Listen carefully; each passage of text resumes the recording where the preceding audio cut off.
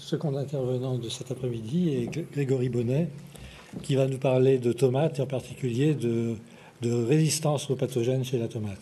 Bonjour à tous, je remercie le comité d'organisation de m'avoir invité, et particulièrement Michel Caboche. Donc je m'appelle Grégory Bonnet, je travaille à la société Syngenta. Je suis basé en France, dans une station de sélection légumière spécialisée en ce qu'on appelle les fruity crops, donc tout ce qui concerne tomates, poivrons, melons, etc. Cette station est à côté d'Avignon.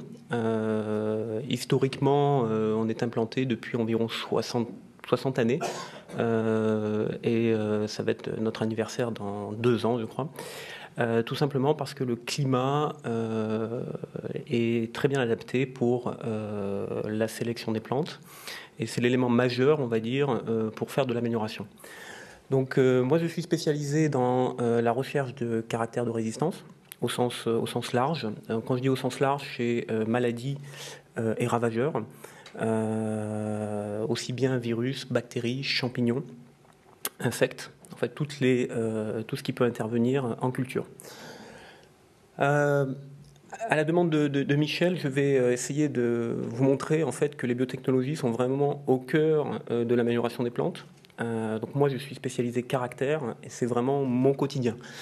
Sans les outils de biotechnologie, j'aurais énormément de difficultés à avoir des perspectives positives sur le développement de cultivars résistants. Un autre mot aussi, par rapport à notre stratégie Syngenta de protection des cultures, il faut savoir que la résistance génétique est un des éléments qui rentre dans cette protection, mais que l'on associe bien sûr la lutte chimique, que l'on associe la lutte biologique, que l'on associe les pratiques culturales, et que quand on s'adresse à protéger des plantes, c'est un tout. Et donc aujourd'hui, Syngenta, on l'appelle Syngenta One. On parle également de ICS pour Integrated Crop Solution. C'est réellement fournir à l'agriculteur l'ensemble de ces produits, donc on va dire un portefeuille de solutions pour adresser cette problématique de protection des cultures. En culture légumière, on a de la chance, côté génétique. Si j'ai un collègue côté lutte chimique, il me dira peut-être pas le même discours, mais on va dire le développement de cultivars résistants est quelque chose qui se fait depuis de nombreuses années, sur lequel on a des succès. Donc ça aussi, je pense que c'est important d'insister. On a des résistances qui sont durables, on en a d'autres qui ne le sont pas. Au fur et à mesure des connaissances que l'on acquiert, et j'y reviendrai dessus, on a également des éléments de réponse du pourquoi. Et tout ça nous ouvre en fait des perspectives qui sont extrêmement positives et optimistes sur notre capacité à adresser la protection des cultures de manière durable en fait, et puis efficace. Donc j'ai fait un titre à rallonge, avec cet apport des biotechnos dans le développement des résistances vis-à-vis des bioagresseurs, donc c'est le terme qui est utilisé. Et j'ai utilisé aussi du transfert de fragments chromosomiques. Vous verrez que la première démarche, c'est d'exploiter la variabilité. Et cette variabilité en tomate, on la trouve essentiellement dans les cultures dans les espèces sauvages, donc les espèces apparentées. J'y reviendrai. À l'introduction de gènes. Donc ça veut dire que là, on est de plus en plus précis. Et ça va nous permettre aussi d'ouvrir d'autres approches, qui est l'exploitation de ces gènes. Et donc là, on va aussi dans une dynamique qui est relativement nouvelle. C'est qu'on a historiquement des résistances qui sont plus ou moins spécifiques. On parlait ce matin de l'interaction pomme de terre au mycète avec Phytophthora infestans. On dit c'est très compliqué, il y a toujours des nouvelles souches qui contournent. Donc là, on est dans des résistances spécifiques. On met en avant un gène de résistance. Et puis, très rapidement, il y a des populations qui émergent, soit par mutation, soit des populations qui existaient et qui ne sont pas contrôlées par le caractère de résistance. Donc ça, c'était une réalité, ça l'est toujours, mais de moins en moins, aujourd'hui, on peut aussi développer des génétiques qui soient simples, qui soit simple, mais qui soit beaucoup plus large spectre. Hein. Donc ça aussi, c'est un élément qui est extrêmement important. Parce que quand il faut associer, donc je vais reprendre cet exemple-là, parce que c'est un exemple, j'allais dire, aide d'école. Les oomycètes, généralement chez les plantes, hein, le cas de la pomme de terre avec Phytophthora infestans, ce n'est pas un cas isolé. On peut prendre le cas du brémia en laitue. Je peux vous prendre le cas du Phytophthora infestans, hein, qui est le même, quasi le même, en tomate. Donc systématiquement, on a voilà, un panel. C'est très facile de trouver des résistances. Par contre, ces résistances-là, qui ont un effet très fort, sont spécifiques. Voilà. Proviennent d'espèces sauvages, donc on les ramène, on essaye de les introgresser, de les introduire, ça prend des années, et puis une fois qu'on les déploie, hein, et ben à ce moment-là, elles sont contournées. Voilà. C'était également un message, on fait avec les moyens du jour, et on a toujours des attentes qui sont, on va dire, qui sont au-delà de ce que l'on peut faire. Ça, c'est normal, hein, c'est logique, heureusement, donc ça fait partie de l'amélioration continue. Mais c'est une réalité, ça veut dire que la solution d'aujourd'hui n'est pas la solution de demain. Maintenant, la solution de demain, c'est un suivi de solutions. Donc, on fait avec les moyens du moment. Donc, quand on a un regard, on va dire, sur le passé, c'est facile de dire tiens, ça marche pas. Ouais, ça marche pas, mais en même temps, ça a permis quand même pendant quelques temps de développer une solution qui n'a pas été durable, mais qui a été efficace pendant le temps qu'il a fallu. Mais le futur est un peu plus prometteur. Voilà. Aujourd'hui, les outils de techno nous ouvrent vraiment un champ des possibles et une vision un peu différente et très optimiste, on va dire, de lutter contre les agents pathogènes via donc, la génétique. Donc là, il y a vraiment des choses, mais aussi avec d'autres méthodes qui sont, je vous les ai citées, et dans lesquelles hein, la biotechnologie est partie prenante. Hein, quand on va discuter on va dire, de l'industrie agrochimie. Alors, moi, je suis représentant des deux aujourd'hui, même si je suis dans la partie semences. La partie agrochimie va avoir également de nouvelles potentialités hein, pour aller combattre ces agents pathogènes qui n'étaient pas possibles il y a quelques temps. Et pareil, c'est l'apport des biotechnologies, l'apport de nos connaissances qui sont issues de ces techniques qui nous permettent aujourd'hui réellement de voir qu'on fera beaucoup mieux demain que ce qu'on en a fait dans le passé. C'est l'amélioration. Donc après cette introduction un peu longue, on va revenir sur les tomates. Donc les tomates, d'abord une échelle de temps, on l'a vu aussi ce matin, c'est long. Hein, quand je veux prendre un nouveau caractère, ça met un petit peu de temps. Alors en plus la tomate c'est quand même une espèce facile. On disait que suivant les espèces, on n'est pas enseigné on n'est pas à la même enseigne. Je confirme. Je suis très content d'être en tomate parce que c'est très simple. Ça pousse vite. Il suffit de l'engrais, on est clair, etc. Ça fait beaucoup de fruits, donc ça fait beaucoup de graines.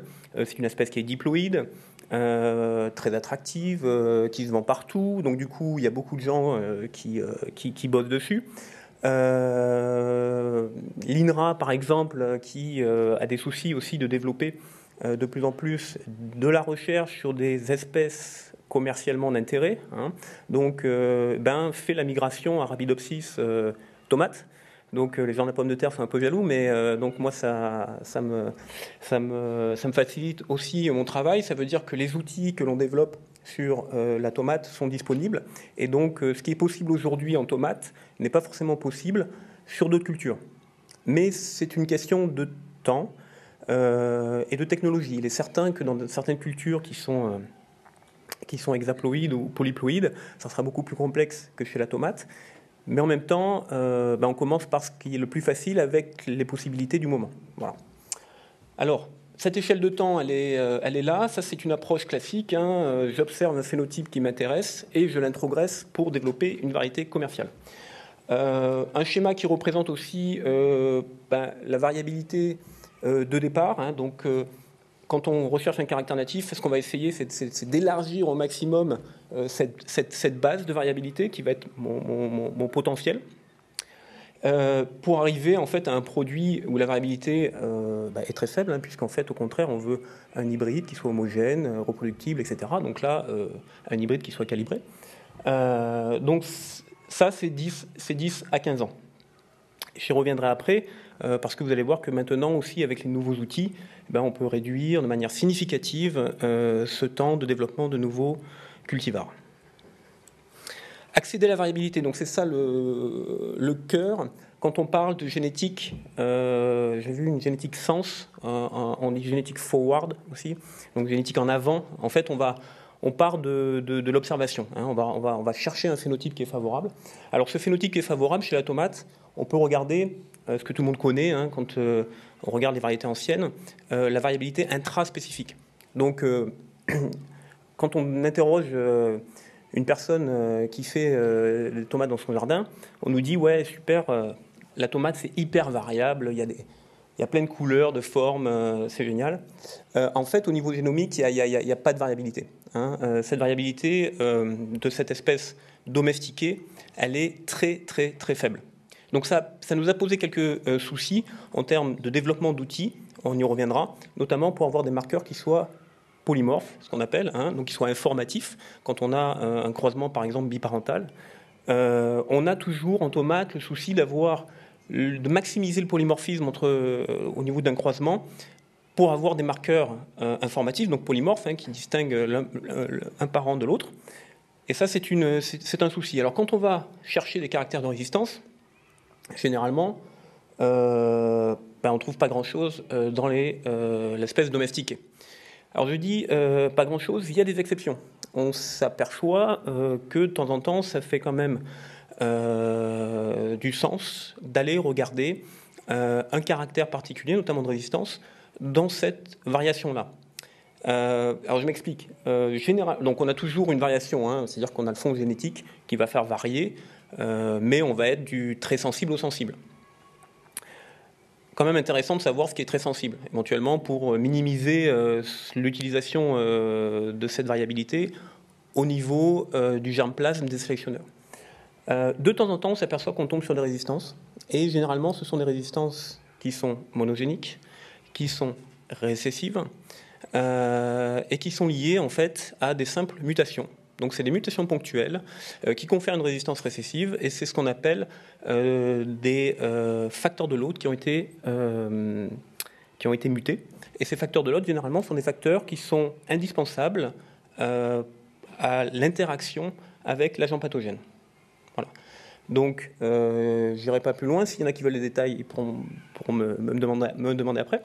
Donc ça fait quand même du sens, des fois, de temps en temps, d'aller chercher dans la variabilité intraspécifique, mais généralement, on a peu d'espoir. Ce qui a été fait, et ce qui est beaucoup plus simple, c'est d'aller chercher dans les espèces sauvages, qu'on appelle, alors, chez les solanums, qui sont potentiellement croisables avec l'espèce cultivée. Et donc, quand je dis potentiellement, ça veut dire que sans l'apport des biotechnologies et du sauvetage d'embryons, il y a peu d'espoir. On a énormément de difficultés à obtenir ces croisements. Maintenant, le sauvetage d'embryons nous a permis, depuis des années, d'introgresser un nombre très important de caractères sauvages issus donc de ces espèces que je vais citer. Donc il y a Solanum silense par exemple ou Solanum peruvianum. C'est des noms pour ceux qui travaillent en tomates qui sont évocateurs. Donc ce que je vous ai dit, hein, pour accéder à cette variabilité, donc là, pour augmenter le champ des possibles, sauvetage d'embryons est un élément, on va dire, indispensable. Et pour moi, pour cette approche classique, forward approche, c'est du quotidien. Un exemple d'hybride interspécifique, donc entre deux parents, hein, donc l'espèce cultivée et puis un nom un peu rébarbatif, s'appelle Abrochaetes. On a un hybride interspécifique. Cet hybride interspécifique n'est pas fertile et on est obligé de refaire du sauvetage d'embryons quand il veut bien fleurir. Voilà. Les introgressions, alors c'est pour illustrer aussi la suite de mes propos, se font généralement par rétrocroisement, donc backcross successif. Donc là, c'est une image qui provient du site pédagogique du CNIS. Dans le meilleur des cas, à chaque rétrocroisement, on réduit la taille de l'introgression qui est ici représentée en couleur verte. Ça, c'est la théorie. Quand on est en pratique, en fait, on s'aperçoit que le génome des espèces sauvages est quand même relativement éloigné. Qu'est-ce que ça veut dire? Ça veut dire que les homologies entre chromosomes sont faibles. Alors, elles peuvent être à certains endroits du génome relativement fortes. On peut avoir des inversions de bras chromosomiques entre chromosomes. On peut avoir des répétitions. Et au final, quand on fait un croisement, on s'aperçoit que quand on est dans les premiers backcross, on a encore quelques méioses qui se permettent d'avoir des échanges et on peut avoir encore quelques recombinants. Mais très rapidement, en fait, on a une suppression des recombinants. Donc, en fait, il n'y a plus de méiose. Enfin, à la méiose, il n'y a plus de crossing over qui se produit. Et conclusion, on se traîne un morceau d'introgression sauvage. Et c'est à ce niveau-là, quand on discute avec les sélectionneurs, en fait, on s'aperçoit que depuis quelques années, le gros effort du sélectionneur, c'est d'essayer en fait de réduire la taille de ces introgressions. J'y reviendrai un petit peu après. Je vous ai présenté un tableau qui représente des caractères classiques en tomates. Alors j'ai mis le nom du locus avec donc c'est le nom des gènes. Aussi une information importante, souvent on parle de gènes dans beaucoup de conférences, on parle du gène machin, du gène bidule, super, en fait on ne sait pas du tout ce que c'est, on ne sait pas du tout quelle est la nature du gène. Donc on l'a nommé, on sait qu'on a un locus, mais le nombre de gènes qui ont été clonés, identifiés, est relativement faible par rapport au nombre de gènes que communément on indique. Et ça a une importance énorme, parce que quand on connaît juste la position éventuellement de Carto, si on la connaît, c'est bien, mais ça ne nous permet pas de les exploiter. Donc ça, c'est aussi une notion qui est importante, parce que vous allez voir que dans les éléments de biotechnologie, c'est la connaissance du gène qui est un élément majeur dans ouvrir des possibles pour exploiter en fait la nature de ces gènes et redévelopper derrière des stratégies que l'on va appeler des stratégies de reverse génétique, donc génétique inverse, et qui vont nous permettre d'adresser, alors ça dépend de la nature du gène, donc il faut vraiment connaître quel est le gène, ça va nous permettre d'adresser, il faut aller plus vite, je vais essayer, permettre d'adresser cette approche-là. Donc sur ce tableau-là, vous voyez que donc le génome de la tomate est séquencé. Donc ça veut dire qu'à part les régions centromériques, où on a des difficultés techniques, on a la taille des régions séquencées, et on a la taille des introgressions qui est juste à côté. Alors je vais prendre juste l'exemple le pire. Alors c'est un exemple voilà, le plus significatif. On a un allèle qui s'appelle TM22 qui confère la résistance à un virus, et on s'aperçoit qu'en gros, la quasi-totalité du chromosome est constituée de l'introgression. On s'est aperçu, et c'est le cas pour l'ensemble, qu'en fonction des événements de recombinaison, on peut avoir de la variabilité liée à ces introgressions. Donc là, c'est une publication qui est assez ancienne, donc on le sait depuis très longtemps. C'est le cas pour l'ensemble des autres introgressions et l'ensemble des locus qui ont été introduits dans les cultivars. Donc en fonction du cultivar, on peut avoir de temps en temps quelques événements de recombinaison qui nous permettent d'avoir des tailles d'introgression différentes. Ces tailles d'introgression sont liées la plupart du temps à des effets dépressifs sévères. Et donc les sélectionneurs, ce que je vous ai dit tout à l'heure, passent énormément de temps à essayer de limiter ces effets dépressifs. Et en fait, quand je suis arrivé dans la compagnie il y a un peu plus à peu près 10 ans, les sélectionneurs faisaient de la compensation, ce que j'appelle. C'est-à-dire que dans l'amélioration, ils essayaient juste d'essayer de retrouver le niveau agronomique qu'ils avaient perdu lié aux effets dépressifs de l'introgression. Donc ça, maintenant, on veut limiter. Alors pour limiter en accélérant le système, on a l'arrivée des marqueurs moléculaires. Donc marqueurs moléculaires en tomate, un des objectifs ça a été d'avoir des marqueurs qui soient très polymorphes. Donc aujourd'hui, c'est des SNP. Ces SNP, donc ça permet d'avoir des marqueurs liés au caractère. Ça permet de faire de la cartographie qui nous permet également de visualiser les régions introgressées, donc de développer des populations, on va dire, avec des tailles qui sont conséquentes pour obtenir des recombinants de cette introgression, en faisant le postulat que plus l'introgression est petite, et moins mon effet dépressif sera important. Cette cartographie nous permet également d'aller précisément jusqu'aux gènes. Donc on a aussi tous les omics qui nous donnent, on va dire, des éléments pour aller jusqu'aux gènes.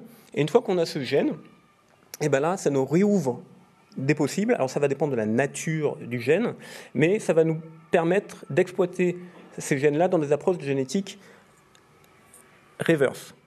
Donc on a vu ce matin une des approches, c'est l'exploitation de populations de mutants. Ouais, c'est bon. Les exploitations de mutants. Donc, quand j'ai mon gène, eh ben, je vais chercher des séries alléliques, alors qui peuvent être variabilité naturelle ou variabilité induite. C'est ce qu'il faut retenir. Donc, tous les variants de ce gène, eh ben, on va les phénotyper. On sait que le gène a un effet ou existe à l'état naturel pour un caractère de résistance, et on va regarder si on va dire les variants alléliques ont un spectre plus intéressant, moins intéressant, bref, si ça peut nous aider à notre histoire. Une autre source, donc ça veut dire que l'accès à ces gènes est primordial.